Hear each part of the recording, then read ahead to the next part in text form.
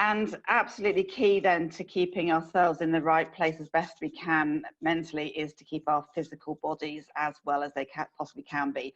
And Jo is now going to share some tips to help us do that. Thanks, Julia. Yeah, so obviously my first tip's not going to be a very big surprise. It's boosting your immune system. That's really going to be useful and very reassuring for a lot of people at the minute to be able to do that. So some of the best proven ways to do this, first one is garlic. It's really simple. Loads of people have got this at home. It contains selenium. It's an antiviral. Helps your T cells. It increases detoxing liver enzyme. It lowers your cholesterol and your blood pressure. So and most of you will have it at home. So just add that to as much food as possible. Really, really simple, easy way to boost your immune system. And it has the added bonus of making you very conscious about breathing on people right now. So it's a really good thing to have during a pandemic. I'd really recommend that. So another useful one that's good right now as well as I recommend is echinacea. This is really useful for really strengthening your immune system. Again, proven with research and everything. And this one activates white blood cells, stimulates cellular regeneration, also protects non-infected cells against viruses. So this is a particularly good one for right now to just give you that bit more of reassurance. You can get this in a herbal tea or a throat spray. They also do cough drops and things like that. It's quite readily available. Another thing that you can add to your diet that's just good for boosting the immune system as well. Mushrooms, again, really simple one that we would have around the house. So that's got a lot of vitamin D and copper in it. Shiitake and maitake mushrooms are the best ones, but they're all good. So just adding some more of that into the diet. Another very simple way for just boosting your immune system.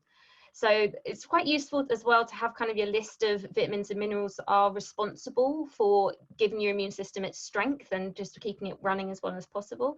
So the main ones for that would be vitamin A, you get that in carrots.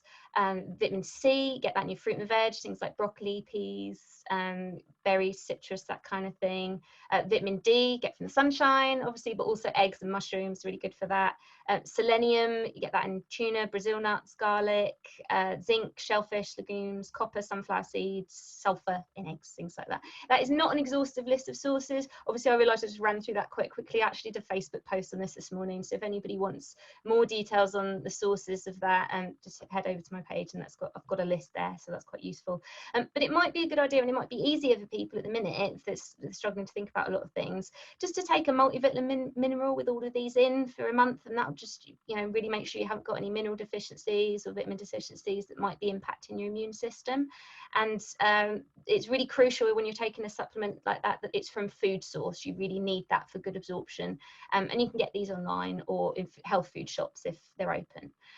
So another thing that's really important for your immune system as well is reducing your stress and getting outside. Really, it's one of the best things you can do to just make sure your immune system's healthy. So it's really important to build that in and make sure you're looking at that. So I know that there's going to be a bit more chat with Ollie later about reducing stress and mental health, but looking at things like exercise, my next tip would really be just remembering how important it is to have routine and regular exercise. Is really, really crucial. So I don't know if everyone's seen the film I Am Legend. Remember the film Will Smith, and he thinks he's the last human on earth at this point. So Will Smith actually did a lot of research for that film where he went off and interviewed people that spent their time in almost complete isolation. And the results that he got from that was all of them said the most important thing when you're in isolation is routine. That is what you need for healthy body, healthy mind. And you'll notice in that film, he's got a really rigid routine that he sticks to with a lot of exercise in it. So exercise is really a crucial part of that routine and building that in. You need routine and exercise for good brain function, quality sleep, boosted immunity, reducing your stress, and many more besides. And so just finding a routine that works for you and your family and building that in is really going to be useful. And another thing that's great at the minute is just wonderful to see there's loads of free resources coming out for fitness right now. So that's really nice. So just get on those and, find ones that works for you. I'm currently doing a 30-day yoga challenge on YouTube with Adrienne, totally free, really good for building in a routine when you're doing something like that regularly, so that's quite useful. And yoga I quite like because it's particularly good for stress as well. So something else that I think is important, this is the next thing I'm coming on to now, is just it's important to know what the signs of stress are in terms of the physical impact they might be having and what you can do about them. So liver and digestion are two things that are particularly affected by stress. This can show as poor digestion, more sluggish digestion or bloating, things like that. Your sleep quality might be worse. You might be waking up more at night. It might be harder to get off to sleep. You might get some skin issues, spots, rashes, things like that, or headaches, or some weight gain. Those are all some of the more common symptoms that we might see when the stress is having a physical impact. And it is quite likely we are going to get stressed at some point during all this. You know, we are, as humans, not really designed for isolation. We're quite social creatures, so it's important to keep that contact in with people. And also, if you are getting any of those symptoms, they're going to add some stress to an already stressful situation. So what can you do about them?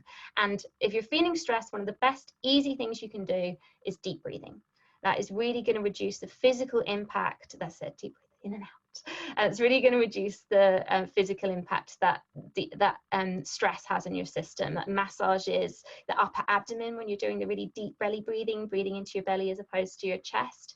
And when you're doing that, that massages the upper abdomen where a lot of that tension from stress builds up and starts to impact the digestion and things like that.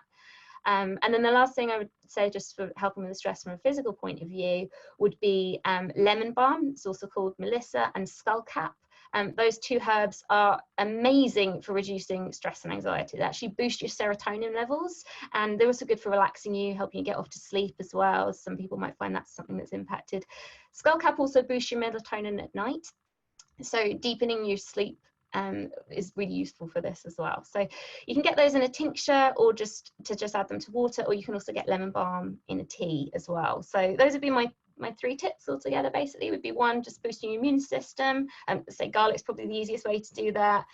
Building in some really good routine and exercise that works for you and your family is going to be crucial as well. And just being aware that stress can have a physical impact, and you want to just be taking steps to support your body to avoid that, so that you're not adding to any stress with that. So that would be. Thank you, Jo. Thank you. I have such massive headaches these days, and I'm going to take all of your tips. Thank you. I should be feeling better by about 12:30. So thank you for that.